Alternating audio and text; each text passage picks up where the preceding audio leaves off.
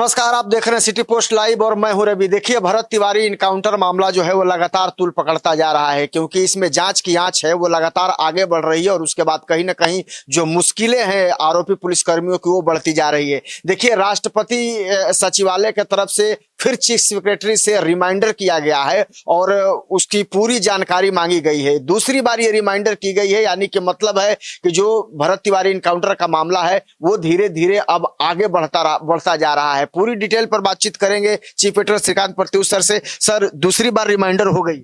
देखिए, राष्ट्रपति भवन को एक पत्र लिखा था, एक आवेदन लिखा था सुप्रीम कोर्ट के विद्वान अधिवक्ता संजीव कुमार सिंह ने, और भरत इनकाउंटर में शामिल पुलिसकर्मियों की गिरफ्तारी की मांग को लेकर उन्होंने अपने आवेदन में लिखा था कि एसडीपीओ राजेश शर्मा, हाँ ठीक है, जगदीशपुर के एसडीपीओ राजेश शर्मा और शाहपुर के थाना प्रभारी और उस इनकाउंटर में शामिल एसटीएफ के जवानों की अब तक गिरफ्तारी नहीं हो पाई है। उनकी गिरफ्तारी की मांग को लेकर राष्ट्रपति भवन को उन्होंने आवेदन लिखा था और राष्ट्रपति भवन ने संज्ञान भी लिया था। राष्ट्रपति भवन के सचिवालय की तरफ से बिहार के चीफ सेक्रेटरी को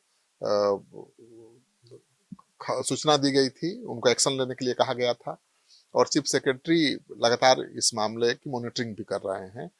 अब राष्ट्रपति भवन ने फिर से दूसरा रिमाइंडर भेजा है। पहला रिमाइंडर राष्ट्रपति भवन ने 29 जून को बिहार के चीफ सेक्रेटरी को दिया था कि भाई जो आरोपी पुलिसकर्मी हैं उनकी गिरफ्तारी की मांग को लेकर मेरे पास एक याचिका आई है, उस पर जरूरी कार्रवाई करके सूचित किया जाए राष्ट्रपति भवन को भी, सचिवालय को भी और जो याचिका करता है अधिवक्ता उनको भी।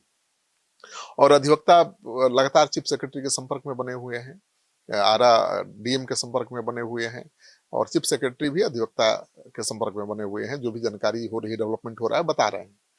तो अधिवक्ता पहले ही जानकारी दे चुके थे कि भाई जो आरोपी एसडीपीओ हैं उनको पुलिस मुख्यालय की तरफ से तलब किया गया था।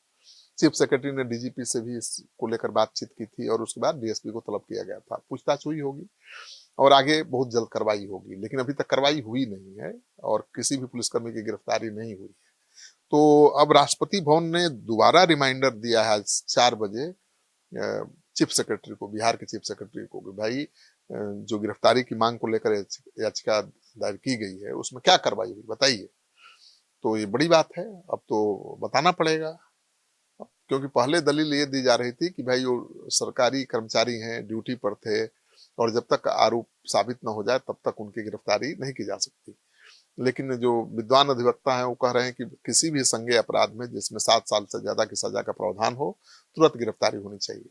गिरफ्तारी से केवल छूट राष्ट्रपति को है और सुप्रीम कोर्ट के चीफ जस्टिस को है और किसी को नहीं। सर, भरत तिवारी का मामला तो सरकारी के स्तर पर जांच चल रही थी, आयोग का गठन किया था, ये सचिवालय वहां राष्ट्रपति भवन तक ये मामला कैसे पहुंचा और अब मामले को अब इतना तुल दिया जा रहा है, क्योंकि राष्ट्रपति भवन तो पूरे एक्शन में इस मैटर को। देखिए, मानवाधिकार तो स्वतः संज्ञान ले चुका है। मानवाधिकार ने तो भरत के परिजनों को मुआवजा देने का निर्देश भी दे दिया है बिहार सरकार को और उसने भी रिपोर्ट मांगा है सरकार से।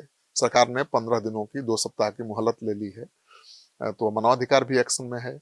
दूसरी तरफ राष्ट्रपति न्यायिक जांच आयोग का गठन हो चुका है। सम्राट सरकार ने घटना के तुरंत बाद न्यायिक जांच का आदेश दे दिया था और जज साहब वहां पहुंचे भी थे। न्यायिक जांच आयोग के जो अध्यक्ष हैं विनोद सिन्हा जी, वो पहुंचे भी थे, भरत के परिजनों से मिले भी थे। तो न्यायिक जांच तो चल ही रही है, लेकिन इस बीच जो सुप्रीम कोर्ट के अधिवक्ता हैं उन्होंने राष्ट्रपति भवन को पत्र लिखा था और ये आरोप लगाया था कि जो आरोपी पुलिसकर्मी हैं उनकी गिरफ्तारी नहीं हो रही है, उनकी तुरंत गिरफ्तारी होनी चाहिए। और राष्ट्रपति भवन ने संज्ञान लिया उनकी शिकायत पर और बिहार के चीफ सेक्रेटरी को निर्देश दिया कि भाई आप तुरंत एक्शन लेकर बताइए, और एक्शन क्या एक्शन ले रहे हैं ये अधिवक्ता को भी बताइए और राष्ट्रपति सचिवालय को भी सूचित करिए। तो क्या चीफ सेक्रेटरी की तरफ से क्या सूचना दी गई है पता नहीं, लगता है कोई सूचना नहीं दी गई है, तभी तो दूसरा रिमाइंडर 29 जून के बाद दूसरा रिमाइंडर आज राष्ट्रपति सचिवालय से आया है। तो ये बड़ा डेवलपमेंट है। ये कहा जा सकता है कि सर अब इस मैटर में जो राष्ट्रपति सचिवालय है या राष्ट्रपति भवन है वो पूरा इसमें दिलचस्पी ले रहा है, क्योंकि न्याय मिलना चाहिए। बिल्कुल, अब राष्ट्रपति भवन का सचिवालय जिस तरह से इन्वॉल्व हुआ है और वो रिमाइंडर पर रिमाइंडर दे रहा है बिहार सरकार के चीफ सेक्रेटरी को, तो दबाव तो बढ़ा है। तो मुझे लगता है कि जो मांग है अधिवक्ता की कि जो आरोपी पुलिसकर्मी उनकी गिरफ्तारी होनी चाहिए, अब कार्रवाई होगी। एसडीपीओ निलंबित हुए नहीं है, उनकी पोस्टिंग भी हो गई है।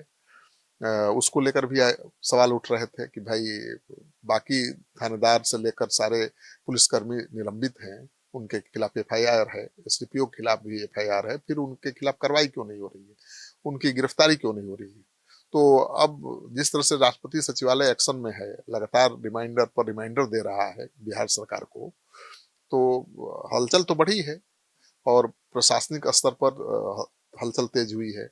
चीफ सेक्रेटरी पुलिस मुख्यालय के संपर्क में है, डीजीपी के संपर्क में है, लगातार बैठकें चल रही हैं और इस मामले में क्या कार्रवाई होगी उस पर विचार चल रहा है। लेकिन अभी तक तो हमारे पास ऐसी सूचना नहीं है कि कब इनकी गिरफ्तारी होगी। और उधर भरत की माता भी कल से अनशन पर बैठने वाली है।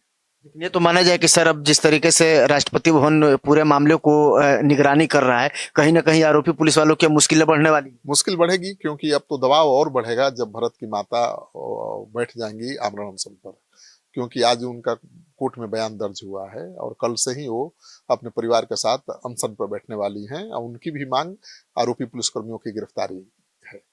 वो डीएसपी की गिरफ्तारी की मांग कर रही हैं, वो थानेदार की गिरफ्तारी की मांग कर रही हैं, वो एसटीएफ के जवानों की गिरफ्तारी की मांग कर रही हैं जिन्होंने गोली चलाई। तो माता के अनशन पर बैठने के बाद दबाव तो बढ़ेगा। एक तरफ राष्ट्रपति भवन भी एक्शन में है, काफी एक्टिव है राष्ट्रपति सचिवालय, दूसरी तरफ मानवाधिकार भी लगातार जवाब मांग रहा है सरकार से, और अब माता भी अनशन पर बैठ रही हैं, तो दबाव बढ़ेगा। और मुझे लगता है कि आने वाले 1-2 दिनों में ही बड़ी कार्रवाई आरोपी पुलिसकर्मियों के खिलाफ होने वाली है। सर खबर है कि मानवाधिकार ने भी सरकार को 2 हफ्ते का अल्टीमेटम दिया है कि जांच रिपोर्ट सौंपी। बिल्कुल, पहले ही देना था, 13 तारीख को ही सुनवाई होनी थी, लेकिन सरकार ने 2 सप्ताह का समय मांगा है ये कहकर कि भाई न्यायिक जांच चल रही है, हमें समय दिया जाए। तो मानवाधिकार आयोग ने समय दे दिया है 2 सप्ताह का, तो अब अगस्त में सुनवाई होगी उस मामले पर। लेकिन इस बीच उसने कहा है कि भरत के परिजनों को मुआवजा मिलना चाहिए। मुआवजे की राशि क्या होगी ये सरकार अपने विवेक से तय कर सकती है। तो मुआवजा मिलेगा, इससे कोई फर्क नहीं पड़ेगा केस पर, ये भी कहा है मानवाधिकार ने, क्योंकि न्यायिक जांच आयोग जांच कर ही रहा है। जो आरोपी होंगे वो उनके खिलाफ जो सजा का प्रावधान है वो तो होगा ही, लेकिन फिलहाल भरत के परिजनों को मुआवजा देने का निर्देश मानवाधिकार आयोग ने दे दिया है। मामला इसलिए तूल पकड़ेगा अब क्योंकि राष्ट्रपति भवन का आज रिमाइंडर आ गया। एक दिन पहले जब भरत की माता अनशन शुरू करने वाली है, उससे एक दिन पहले ही राष्ट्रपति भवन ने चीफ सेक्रेटरी को रिमाइंडर भेजा है और उसकी एक कॉपी अधिवक्ता को भी भेजी है। तो आप देख लीजिए वो सब, तो अधिवक्ता का क्या पिटीशन है वो भी हम दिखा रहे हैं। ये अधिवक्ता तो सर इस मामले में बहुत बड़ी भूमिका निभा रहे हैं, उनसे भी आपकी भी बातचीत होती है, कुछ उन्होंने अपडेट दिया? देश के जाने माने अधिवक्ता है, उन्हीं के अपडेट पर तो हम बता रहे हैं आपको। वो लगातार एक्शन में है, लगातार मॉनिटरिंग कर रहे हैं। वो भोजपुर डीएम से भी बात कर चुके हैं, वो चीफ सेक्रेटरी से लगातार संपर्क में है, वो राष्ट्रपति भवन से भी लगातार संपर्क में है। ये निर्भया कांड का नाम आपने सुना होगा, उसमें न्याय दिलाने में सबसे बड़ी अहम भूमिका इस अधिवक्ता संजीव कुमार सिंह ने निभाई थी और भरत भूषण इनकाउंटर को भी वही लीड कर रहे हैं। अब तो अगर गिरफ्तारी नहीं होगी तो उनका कहना है कि वो खुद आरा आएंगे, आरा आकर आरा कोर्ट में आरोपी पुलिसकर्मियों की गिरफ्तारी का वारंट जारी कराएंगे। तो वो पीछे पड़ गए हैं, वो छोड़ने वाले नहीं, वो करेंगे किसी भी कीमत पर जो आरोपी हैं उनको फांसी या आजीवन कारावास की सजा वो दिला कर रहेंगे, क्योंकि उनको लगता है कि पर्याप्त सबूत है। तो देखिए कहीं ना कहीं जो है मुश्किलें आरोपी पुलिसकर्मियों की जरूर बढ़ती हुई दिखाई दे रही है, क्योंकि इसमें आप देखें कि डायरेक्ट जो है वो राष्ट्रपति भवन या सचिवालय जो है वो लगातार इसमें दिलचस्पी ले रहा है और साफ तौर पर अब जो है चीफ सेक्रेटरी को दोबारा रिमाइंडर किया गया है, तो कहीं ना कहीं दबाव जो है वो बढ़ता हुआ दिख रहा है। और जिस तरीके से मोर्चा खोला है अधिवक्ता ने इस पूरे मामले को लेकर के, उसके बाद कहीं ना कहीं ये जरूर लग रहा है कि अब जो आरोपी पुलिस वाले हैं उनका बचना मुश्किल है। आप क्या सोचते हैं इस खबर को लेकर के? लाइक जरूर कीजिएगा, शेयर कीजिएगा और कमेंट भी में अपनी राय जरूर दे दीजिएगा। धन्यवाद।